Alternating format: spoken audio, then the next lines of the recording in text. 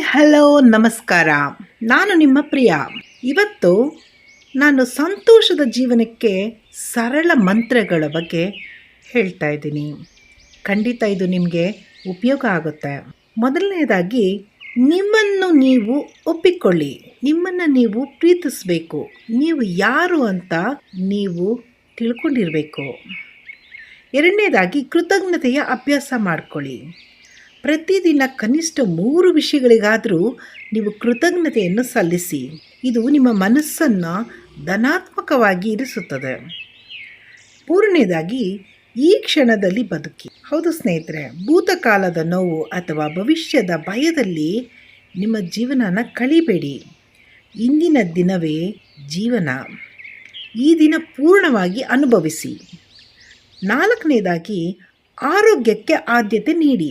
ಸರಿಯಾದ ಪೌಷ್ಟಿಕ ಆಹಾರ ತಗೊಳ್ಳಿ, ಸ್ವಲ್ಪ ವ್ಯಾಯಾಮ ಮಾಡಿ, ಒಳ್ಳೆಯ ನಿದ್ರೆ ಮಾಡಿ. ಇದು ಸಂತೋಷದ ಮೂಲ ಅಡಿಪಾಯ. ಐದನೇದಾಗಿ, ನಕಾರಾತ್ಮಕ ವ್ಯಕ್ತಿಗಳು ಅಥವಾ ನಕಾರಾತ್ಮಕ ಆಲೋಚನೆಗಳಿಂದ ದೂರವಿರಿ. ಎಲ್ಲರನ್ನು ಸಂತೋಷಪಡಿಸಲು ಹೋಗಿ ನಿಮ್ಮ ಶಾಂತಿಯನ್ನು ಕಳೆದುಕೊಳ್ಳಬೇಡಿ. ಆರನೇದಾಗಿ, ನಿಮ್ಮ ಮನಸ್ಸಿಗೆ ಹತ್ತಿರವಾದ ಕೆಲಸವನ್ನು ಮಾಡಿ. ಅಂದರೆ ಸಂಗೀತ ಇರ್ಬೋದು, ಅಡಿಗೆ ಮಾಡೋದು, ಬರವಣಿಗೆ ಬರೆಯೋದಿರ್ಬೋದು, ಸೇವೆ ಮಾಡೋದು, ನಿಮ್ಮನ್ನು ನೀವು ಅಲಂಕರಿಸಿಕೊಳ್ಳುವುದು, ಎಲ್ಲ ಶುಚಿ ಮಾಡುವ ಒಂದು ಕೆಲಸ ಇರ್ಬೋದು. ಹೀಗೆ ಏನೇ ಇರಲಿ, ಅದನ್ನು ಮಾಡುವುದರಿಂದ ಮನಸ್ಸಿಗೆ ಸಂತೋಷ ಕೊಡುತ್ತದೆ. ಏಳನೇದಾಗಿ, ನಿಮ್ಮೊಳಗಿನ ಶಕ್ತಿಯನ್ನು ನಂಬಿ.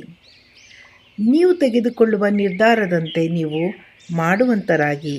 ನೀವು ಎಲ್ಲರಿಗಿನ್ನ ಬಲಿಷ್ಠರು ಅಂತ ನೀವೇ ಅರ್ಥ ಮಾಡ್ಕೋಬೇಕು. ಯಾಕಂದರೆ ನಿಮ್ಮ ಜೀವನದ ನಾಯಕ ಅಥವಾ ನಾಯಕಿ ಅದು ನೀವೇ ಆಗಿರ್ತೀರಿ. ಎಂಟನೇದಾಗಿ, ಪ್ರಾರ್ಥನೆ ಅಥವಾ ಧ್ಯಾನ. ದಿನಕ್ಕೆ ಕನಿಷ್ಠ ಪಕ್ಷ 1 ಗಂಟೆ ಆದರೂ ನಿಮಗಾಗಿ ಮೀಸಲಿಡಿ. ಧ್ಯಾನ ಮಾಡೋದು, ವ್ಯಾಯಾಮ ಮಾಡೋದು, ಸ್ನಾನ ಮಾಡೋದು, ನಿಮ್ಮನ್ನು ನೀವು ಅಲಂಕರಿಸಿಕೊಳ್ಳೋದು, ಇದರಿಂದ ನಿಮ್ಮಲ್ಲಿರುವ ಗೊಂದಲಗಳು ಕಡಿಮೆ ಆಗುತ್ತೆ.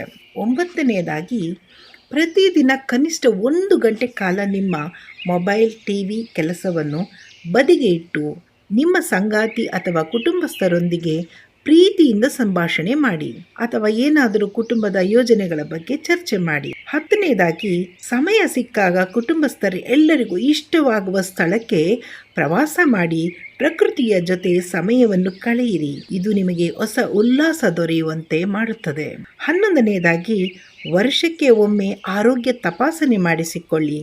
ಏನಾದರೂ ನ್ಯೂನತೆಗಳು ಏನಾದರೂ ಇದ್ದರೆ ಅದಕ್ಕೆ ಸರಿಯಾದ ಚಿಕಿತ್ಸೆಯನ್ನು ತೆಗೆದುಕೊಳ್ಳಿ.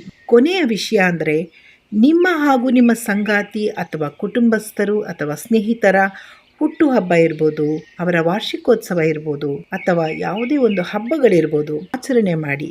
ನಾನು ಹೇಳಿದ ಈ 12 ಸೂತ್ರಗಳನ್ನು ನೀವು ಅಳವಡಿಸಿಕೊಂಡು ನಿಮ್ಮ ಜೀವನವನ್ನು ಸಂತೋಷವಾಗಿ ರೂಪಿಸಿಕೊಳ್ಳಿ ಸ್ನೇಹಿತರೆ.